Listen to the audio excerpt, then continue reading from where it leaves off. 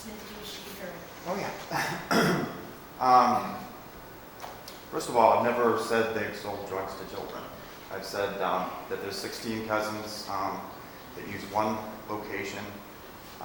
They were born between 1953 and 1967, so they all grew up together, partying as people do, and contaminated each other by smoking pot with each other, and then they also brought in neighborhood kids and smoked pot with them. I never said they sold drugs to children.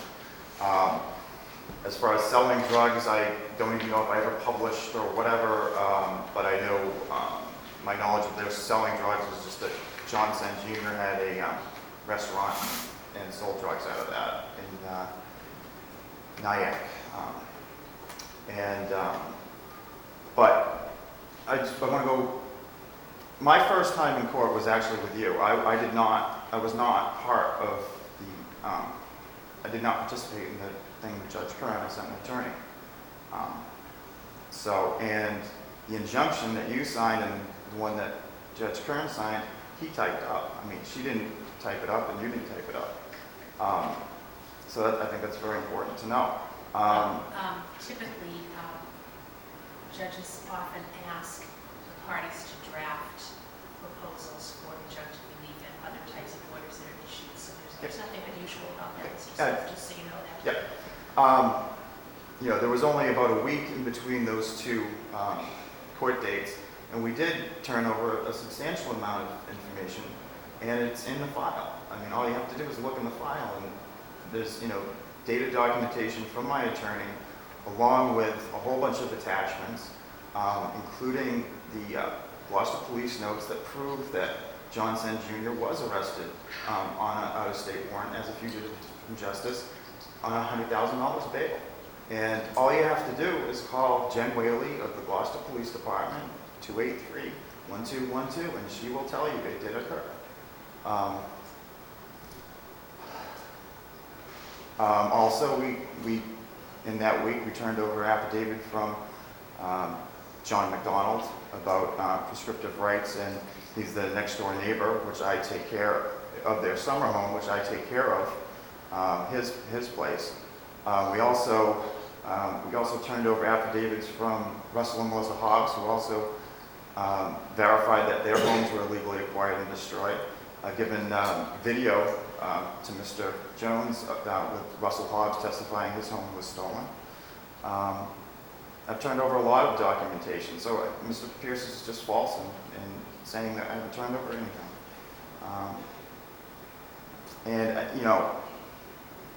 What really is unbelievable is he keeps saying that the development started in 1998. It started in 1981, 82 when they proposed 70 condominiums, and we've been fighting for 26 years. Our first neighborhood association president was Maureen A. Smith, who's now 84 years old. She was driven out of the neighborhood by his clients, and on May 24th, 1999, I was elected by 140 people unanimously to be the new president and major spokesman. And I'm just doing my job. I'm protecting my neighborhood. All right, Mr. Smith, do you want to address yourself at all specifically to the purpose of this hearing today in regard to the possibility that the court has raised of reconsidering the provisions of the injunction that's presently in place? Well, it's, like I said, I have a job to do. I'm elected to do it, to publicize on behalf of the neighborhood, to speak on behalf of the neighborhood. And anything, the only thing I've ever agreed to is not to have communications with his clients, and I think any order should be mutual in that effect, because last year, I think it was May 23rd of last year, I was mowing my godfather, John McDonald's lawn, and one of his clients came out screaming at me. So I think it should be mutual.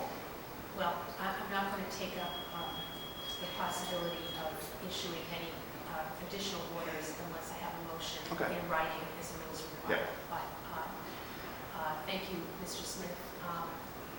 With that, I will take this matter under advisement, and as well as the matter which I already have under advisement. I hope to be able to get a decision out to you both very quickly on both matters. Your Honor, can I just read one sentence from Mr. Smith's website? Yes. Here's what he says. Time Rock developer and former math professor Raymond Senn is a child predator. For over 15 years, he preyed on his students, giving them illegal drugs. So I guess maybe he didn't say he sold them drugs, he gave them drugs. This is what he's called on the class. Absolutely false. That was August 2006 when it was on the website. It's on the website now. But I have seen Raymond Senn smoke pot with students from the Saddle River Day School. When I was 17 years old, I went down to see a Phil Collins concert with Raymond Senn, who picked up two of his students, 14 and 15 years old, and went to the concert and smoked pot with one of them. I did not smoke pot that day. I do not smoke pot, but I witnessed him smoking pot with his student. And he told me he did it for years. All right, thank you, Mr. Smith. Thank you,